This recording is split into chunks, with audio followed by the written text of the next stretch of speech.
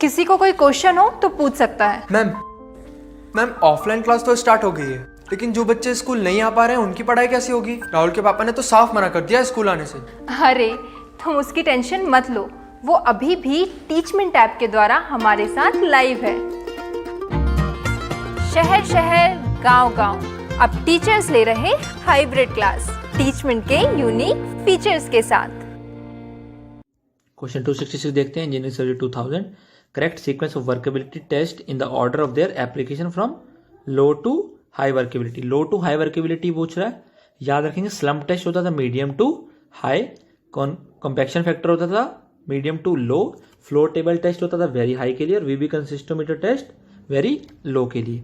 तो वीबी consistometer very low के लिए तो ये हमारा दोनों ऑप्शन में से कोई हो सकता है, ये तो गलत हो जाएंगे ऑटोमेटिकली।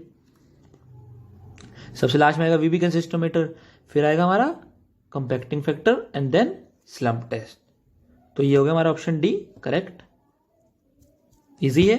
कंपैक्टिंग फैक्टर जो है मीडियम टू लो होता है, slump test medium to high होता है, तो स्लम्प टेस्ट की हो जाएगी for high workability.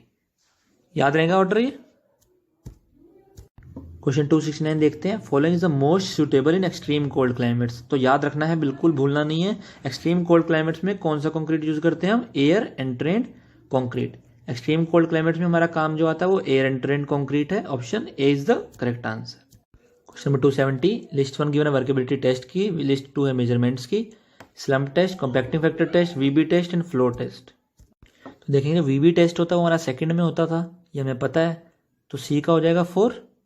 Floor test जो होता है हमारा हाईली वर्केबल मिक्स के लिए होता है, तो देखो 300 से 500 हाईली वर्केबल मिक्स है, तो फ्लोर टेस्ट हो जाएगा डी का 1 हो जाएगा। कॉम्पैक्टिंग फैक्टर वैल्यू जो होती है उसकी कोई यूनिट नहीं होती, तो बी का 3 हो जाएगा, और स्लम्प का 2 हो जाएगा।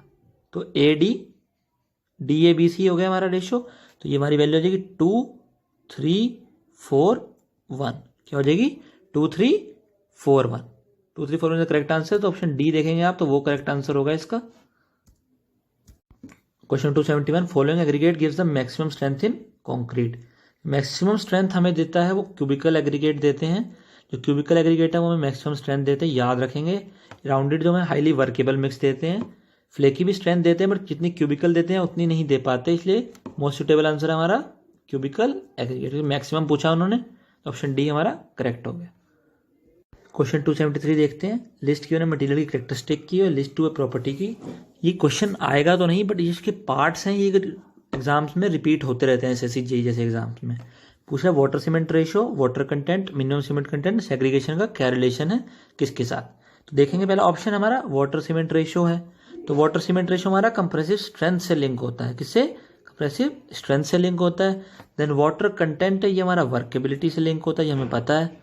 फिर हमारा आता है minimum cement content. Minimum cement content होता है हमारा ड्यूरेबिलिटी से लिंक, और हमारा सेग्रीगेशन जो होता है वो मिक्स की स्टेबिलिटी से लिंक होता है। तो ऑप्शन सी हमारा करेक्ट होता है 2 4 1 3। बहुत इजी है। Water cement ratio compressive strength से, वाटर कंटेंट वर्केबिलिटी से, मिनिमम सीमेंट कंटेंट ड्यूरेबिलिटी से, एंड सेग्रीगेशन हमारा स्टेबिलिटी ऑफ मिक्स से। Question number 274 stress strain curve of concrete is. Stress strain curve कैसा होता है अभी हम देख लेते हैं। तो ये हमारा स्ट्रेस स्ट्रेन कर्व, तो ये देखिए ये 0.002 वैल्यू है, 0.0035 है। तो ये जो कर्व है ये ओरिजिन से स्टार्ट होके 0.45 एफसी के जहाँ पे स्ट्रेस पड़ रहा है 0.45 एफसी के वहाँ तक पैराबोलिक है। फिर क्या हो जाएगा? Straight line.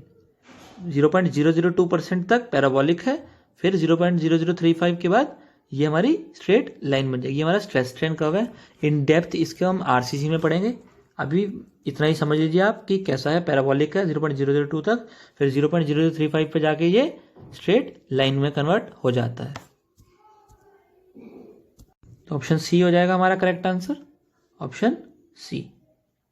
समझ आ गया आप लोगों को कैसे? पैराबोलिक है 0.002% स्ट्रेन वैल्यू तक, फिर स्ट्रेट लाइन बन जाता है up to failure. Question repeat होता है तो याद रखना हमको। Question 277 value of slump for concrete for road works. तो याद रखेंगे रोड वर्क्स के लिए जो हमारी वैल्यू होती है ये 20 से लेकर 28 mm तक होती है। ऑप्शन बी हमारा करेक्ट आंसर है। रोड वर्क्स के लिए जो स्लम्प है वो 20 से 28 mm हम लेके चलते हैं, याद रखना इस चीज को। Question number 278 which of the following factors the strength of concrete depends primarily. Strength जो कंक्रीट की किस पे डिपेंड करती है प्राइमरीली, ये एसएससी में क्वेश्चन आ चुका है, वही इंजीनियरिंग सर्विसेज से उठाया था। वाटर सीमेंट रेशियो हमारा करेक्ट आंसर है। मेनली यानी कि प्राइमरीली वाटर सीमेंट रेशियो पे डिपेंड करता है हमारा स्ट्रेंथ ऑफ कंक्रीट। अगर वाटर ज़्यादा हो जाएगा तो सीमेंट जो हमारा कंक्रीट है उसकी स्ट्रेंथ कम हो जाएगी, इसलिए वाटर सीमेंट रेशियो पे प्राइमरीली डिपेंड करता है। Option D is our correct answer.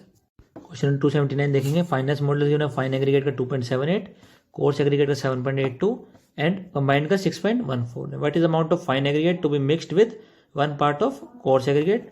Solve करेंगे इसको। 7.82 माइनस 6.14 डिवाइड बाय 6.14 माइनस 2.78। जब इसको सॉल्व करोगे आपकी वैल्यू आ जाएगी 50%। ऑप्शन बी हो जाएगा हमारा correct answer. 7.82 minus 6.14 divide by 6.14 minus 2.78। Question number 280. In shape test of aggregate, which one of the following gives the correct slot for flakiness index for material passing 50 mm sieve and retained on 40 mm sieve? पता हमें flakiness index निकालते थे तो पहले average लेते थे 50 plus 40 divide by 2 और flakiness index में 0.6 से मल्टीप्लाई करते थे और इलोंगेशन में 1.8 से। जिसको आप करोगे तो 45 इंटू 0.6 आंसर आपको मिलेगा 27 mm। फ्लेकीनेस इंडेक्स में 0.6 से, इलोंगेशन इंडेक्स होता तो 1.8 से करते हैं। करेक्ट है, याद रखेंगे। क्वेश्चन नंबर 281 देखते हैं। इंजीनियरिंग सर्विसेज 2005 में है। On which of the following is the working principle of concrete hammer for non destructive test base. Non destructive test हमारा कंक्रीट हैमर टेस्ट, ये डिपेंड करता है रिबाउंड डिफ्लेक्शंस पे। इन डेप्थ पढ़ने की जरूरत नहीं है, इतना याद रखेंगे कि जो कंक्रीट हैमर टेस्ट है नॉन डिस्ट्रक्टिव टेस्ट है। नॉन डिस्ट्रक्टिव टेस्ट वो होते हैं जिस सैंपल पे हम टेस्ट कर रहे हैं वो डिस्ट्रक्शन नहीं होगा, वो डैमेज नहीं होता। ये डिपेंड करता है रिबाउंड डिफ्लेक्शंस पे, तो option A is correct answer. Question number 282। The mix design for payment concrete is based on the. 2006 में आया इंजीनियरिंग सर्विसेज। ये जो मिक्स डिजाइन हमारा पेमेंट कंक्रीट का हमारा फ्लेक्सुरल स्ट्रेंथ पे डिपेंड करता है। ऑप्शन ए हमारा करेक्ट आंसर है। याद रखना जो मिक्स डिजाइन है पेमेंट कंक्रीट का वो किस पे डिपेंड करता है, फ्लेक्सुरल स्ट्रेंथ पे। 2006 में क्वेश्चन पूछा गया है, याद रखेंगे, भूलना नहीं है। Question 283 engineering services 2007। Which one of the following is employed to determine the strength of hardened existing concrete structure. जो हार्डन्ड एग्जिस्टिंग कंक्रीट स्ट्रक्चर है तो उसे हम डैमेज तो नहीं करेंगे, उसका डिस्ट्रक्शन तो नहीं करेंगे, तो कौन से टेस्ट हम करेंगे, नॉन डिस्ट्रक्टिव टेस्ट करेंगे। नॉन डिस्ट्रक्टिव टेस्ट मैंने अभी आपको पढ़ाया कौन सा होता है, रिबाउंड हैमर टेस्ट। तो ऑप्शन सी हो जाएगा हमारा correct answer, rebound hammer test. याद रखेंगे अल्ट्रासोनिक पल्स वेलोसिटी टेस्ट भी होता है, अल्ट्रासोनिक पल्स वेलोसिटी टेस्ट, वो भी एक नॉन डिस्ट्रक्टिव टेस्ट होता है। जैसे कि एक रिबाउंड हैमर टेस्ट होता है जिसको श्मिट हैमर टेस्ट भी बोलते हैं। तो ये सारे नॉन डिस्ट्रक्टिव टेस्ट में आते हैं हमारे। Question number 287। Consider the following statements regarding cement concrete. Engineering services 2008। Correct statement हमसे पूछ रहा है, ब्लीडिंग और सेग्रीगेशन के बारे में पूछ रहा है। Bleeding indicates deficiency of courser materials in the mix. ऐसी कोई चीज़ हमने नहीं पढ़ी, ये गलत है। ब्लीडिंग में एक्चुअली वाटर ज़्यादा हो जाता है और वाटर हमारा सरफेस पे आ जाता है, और जो हैवी पार्टिकल्स है लाइक कोर्सर मटेरियल वो सेडिमेंट करके नीचे जाके सेटल डाउन हो जाते हैं, तो हमारा ऊपर लेवल पे पानी आ जाता है, उसको हम बोलते हैं ब्लीडिंग। सेग्रीगेशन क्या होता है हमारा, सेग्रीगेशन में क्या होता है, जो डिफरेंट पार्टिकल्स हैं इनके कोर्सर एग्रीगेट हैं वो फाइन एग्रीगेट से सेपरेट आउट हो जाते हैं, सेग्रीगेट आउट हो जाते हैं। ये तभी होता है जब हमारी जो ग्रेडिंग है, जो हमारी एग्रीगेट ग्रेडिंग है वो पुअर रही होगी। हमारी एग्रीगेट ग्रेडिंग पुअर रही होती तभी सेग्रीगेशन होता है। तो ऑप्शन बी हमारा करेक्ट हो गया, पूरा एग्रीगेट ग्रेडिंग की वजह से सेग्रीगेशन होती है। ब्लीडिंग का जो स्टेटमेंट है वो इनकरेक्ट है। मैंने आपको बता दिया ब्लीडिंग क्या होती है और सेग्रीगेशन क्या होती है, बहुत बार समझा चुका हूं मैं आपको। आई होप आप लोगों को चीज़ें आती होंगी, गलती की कोई गुंजाइश बिल्कुल भी नहीं है। Question number 288 engineering services 2009। Which factors comprise maturity of concrete. कौन से फैक्टर कंप्राइज करते हैं मेच्योरिटी ऑफ कंक्रीट, याद रखेंगे क्योरिंग एज और curing temperature of concrete. Curing age और टेम्परेचर हमने पढ़ा था ना, delta T into time, degree Celsius days. Question किया था ना हमने डिग्री सेल्सियस डेज पे, याद रखेंगे डेल्टा टी यानी change in temperature, temperature difference into time. Curing age बोल रहा है और क्योरिंग टेम्परेचर वही तो चीज़, सेम चीज़ है, बस फॉर्म बदल गई, उसकी बोलने का तरीका बदल गया। तो option D is our correct answer. Question number 289 देखते हैं। What is the minimum value of individual test results for compressive strength compliance requirement for concrete M20 as per codal provision. M20 के लिए होती है हमारी FCK -4 और ये होती है हमारी M15 के लिए। M15 के लिए FCK -3 और M20 के लिए FCK 4। दोनों चीज़ें बता दी हैं जो एग्जाम ओरिएंटेड है। M15 के लिए FCK-3, M20 के लिए FCK-4। Then option C is our correct answer. Question number 291 देखते हैं। Engineering service 2009, what is the representative geometric mean size of an aggregate sample if its fineness modulus is 3.0। इसको याद करेंगे, fact है। Option C हमारा correct answer हो जाएगा 600 micrometre. Question number 293 engineering service 2009, following test compares dynamic modulus of elasticity samples of concrete. Dynamic modulus of elasticity है concrete के samples की, कौन टेस्ट करता है? इसको याद करना बहुत इजी क्वेश्चन है। Ultrasonic pulse velocity test. Ultrasonic pulse velocity test जो कि एक नॉन डिस्ट्रक्टिव टेस्ट है, जैसे हमारा श्मिट हैमर टेस्ट है या रिबाउंड हैमर टेस्ट बोलते हैं।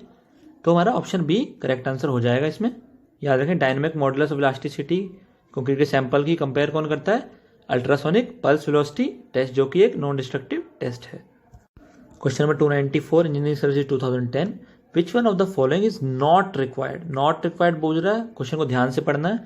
इन कॉन्क्रीट मिक्स डिजाइन, तो degree of quality control yes, workability check की जाती है यस, करेक्टरिस्टिक कंप्रेसिव स्ट्रेंथ यानी कि FCK है 28 days definitely yes. Initial setting time of cement का कोई लेना देना नहीं है इससे डिजाइनिंग में, तो ऑप्शन डी हो जाएगा हमारा करेक्ट आंसर, जो कि इनकरेक्ट पूछा यानी कि नॉट रिक्वायर्ड पूछा, तो हो गया हमारा ऑप्शन डी। क्वेश्चन को ध्यान से पढ़ लेना, एक बार दोबारा देख लेना तो आपको इजीली समझ आ जाएगा कि initial setting time of cement की जरूरत नहीं होती। OPC के लिए कितना होता है इनिशियल सेटिंग टाइम? 30 मिनट, याद रखना। क्वेश्चन नंबर 295 2012 में आया, according to IS specification concrete should be cured under humidity of. ये मैंने आपको बताया था, जो कंक्रीट है 90% ह्यूमिडिटी पे क्योर किया जाता है। ऑप्शन ए हो जाएगा हमारा करेक्ट आंसर। फैक्ट है, याद रखना है, भूलना नहीं है। यहीं पे मार्क्स हमने बनाने हैं अपने, और कंपटीशन को कम करना है। Question number 298 engineering service 2014, if aggregate sizes of 50 to 40 mm is to be tested for determining proportion of elongated aggregates, the slot length of gauge should be। यहाँ पे elongated aggregate है, वहाँ पे flakiness था, flakiness में 0.6 से multiply करते हैं, elongation index में 1.8 से मल्टीप्लाई करते हैं, तो 50 + 40 डिवाइड बाई 2 स्लॉट का एवरेज ले लेंगे, इंटू 1.8 करेंगे तो हमारी वैल्यू आ जाएगी 81 mm। कितनी? 81 mm। Option C is our correct answer. Flakiness में 0.6 से मल्टीप्लाई करते हैं, इलॉन्गेशन इंडेक्स में 1.8 से मल्टीप्लाई करते हैं, जिससे पास हो रहा है जिस पे रिटेन हो रहा है उन दोनों स्लॉट्स का एवरेज लेते हैं। क्वेश्चन नंबर 299 देखते हैं, which method of curing is recommended for rapid gain of strength of concrete. 2016 में पूछा गया क्वेश्चन। क्वेश्चन नंबर 299 देखते हैं, which method of curing is recommendable for rapid gain of strength of concrete. Engineering service 2016 में आया, rapid gain of strength करना है तो याद रखेंगे infrared radiation curing is the best method. Infrared radiation curing करते हैं for recommended for rapid gain of strength of concrete, तो ऑप्शन डी हमारा करेक्ट होगा। याद रखना है, SSC JEE में इस साल क्वेश्चन आने के चांसेस हैं, तो प्लीज इसको मेमोराइज करने की कोशिश कीजिए, बहुत ईजी है। Question number 300 engineering service 2016, which of the following is appropriate as a simple field method for assessing consistency of concrete. Simple field method बोल रहा है, टू असेस द कंसिस्टेंसी पूछ रहा है, तो याद रखें कैलीबॉल टेस्ट होता है फॉर कंसिस्टेंसी के लिए, फील्ड टेस्ट जो होता है सिंपल सा कैलीबॉल test for consistency of concrete, option D. Last question है सीरीज का हमारा कंक्रीट चैप्टर का, इंजीनियरिंग सर्विस 2016 में आया, इन अ concrete mix of proportion 1:3:6 the actual quantity of sand पूछ रहा है which have undergone 15% bulking per unit volume of cement will be. Question में क्या पूछ रहा है?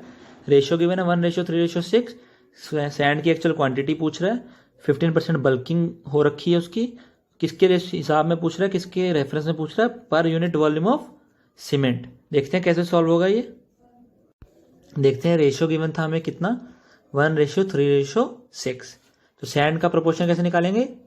1 + 3 + 6 10 होता है, तो 3/10 हो जाएगी सैंड, और सीमेंट कितना हो जाएगा 1/10 यानी कि 0.1। अब सैंड में हमारी बल्किंग कितनी हुई है? 15% बल्किंग हुई है, तो 0.3 हमारी सैंड थी, बल्किंग के बाद 1.15 से मल्टीप्लाई हो जाएगी, तो 0.345 हो जाएगा आफ्टर बल्किंग हमारा सैंड की वैल्यू। तो उसने हमसे पूछा था सीमेंट के कंपैरिजन में, सीमेंट के रेफरेंस में, तो 0.345 को 0.1 से डिवाइड करोगे तो क्या वैल्यू हो जाएगी?